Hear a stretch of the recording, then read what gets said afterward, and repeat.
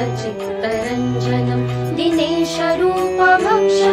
समस्तभक्तरक्षकं सुकण्ठकार्यसाधकं विपक्षपक्षबाधकं समुद्रपारगामिनं Namami सिद्धकामिनम्